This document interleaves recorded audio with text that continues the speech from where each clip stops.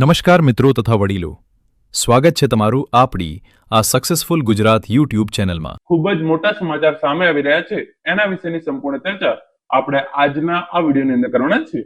ધોરણ 10 અને ધોરણ 12 બોર્ડ પરીક્ષાના રિઝલ્ટની તારીખ છે એ ફાઇનલી જાહેર કરી દેવામાં આવી છે।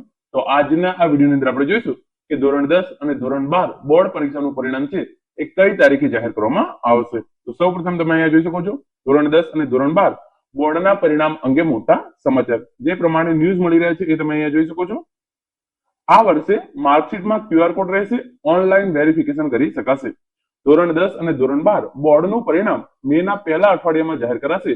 હાલ બોર્ડમાં ગુણ મેળવવાની અને તેની પ્રવેશ પ્રક્રિયા ચાલી રહી છે। તો ધોરણ 10 અને ધોરણ 12 બોર્ડનું પરિણામ મેના પહેલા અઠવાડિયાની અંદર જાહેર કરવામાં આવશે।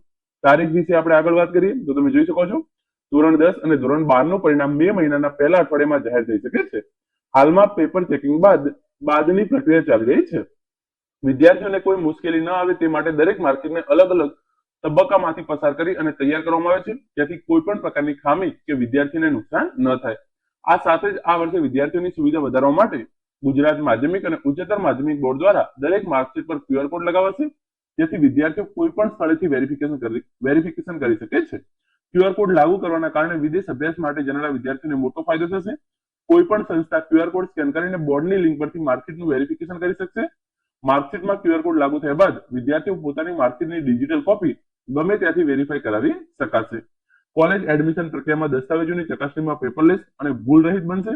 માર્કશીટ બોર્ડના સર્વર સાથે લિંક રહેશે, જેથી છેડછાડ પકડાઈ જશે। તો ધોરણ 10 અને ધોરણ 12 બોર્ડની પરીક્ષાનું પરિણામ મે મહિનાના પહેલા અઠવાડિયાની અંદર જાહેર કરવામાં આવશે। આગળ તમે અહીંયા જોઈ શકો છો આ રીતે ગુજરાત બોર્ડનું પરિણામ તૈયાર થાય છે। પેપરમાં બારકોડ સ્ટીકર લાગ્યા બાદ પરિણામ સમયે વિદ્યાર્થીના બેઠક નંબરની જાણ થાય છે। પરીક્ષામાં વિદ્યાર્થીની ઓળખ ન થાય તે માટે પેપર પર બારકોડ લાગે છે। પેપર પૂરું થયા બાદ જવાબવાહીને પાલા કેન્દ્રમાં મોકલવામાં આવે છે। જવાબવાહી મિક્સ કર્યા બાદ તેને 50-60 ના બંચમાં ચેક કરવા મોકલાય છે। ચેક થઈ આવે પછી બારકોડ નંબર મુજબ ગુણની એન્ટ્રી થાય છે। બારકોડના આધારે તમામ વિષયનું સોફ્ટવેરની મદદથી ઓટોમેટિક રિઝલ્ટ તૈયાર થાય છે। જે દિવસે પરિણામ જાહેર થવાનું હોય ત્યારે ઓનલાઈન બારકોડ અને બેઠક નંબર મેચ થાય છે। રિઝલ્ટ જાહેર થયાના દિવસે જ રિઝલ્ટનું પ્રિન્ટિંગ ચાલુ થાય છે। તો આ પ્રમાણે તમે જોઈ શકો છો ધોરણ 10 અને ધોરણ 12 બોર્ડની પરીક્ષાનું પરિણામ પહેલા અઠવાડિયાની અંદર જાહેર કરવામાં આવશે। તો 1 તારીખથી 7 તારીખ વચ્ચે ધોરણ 10 અને ધોરણ 12 બોર્ડની પરીક્ષાનું પરિણામ છે એ ગુજરાત બોર્ડ દ્વારા જાહેર કરી દેવામાં આવશે। Thank you so much for watching.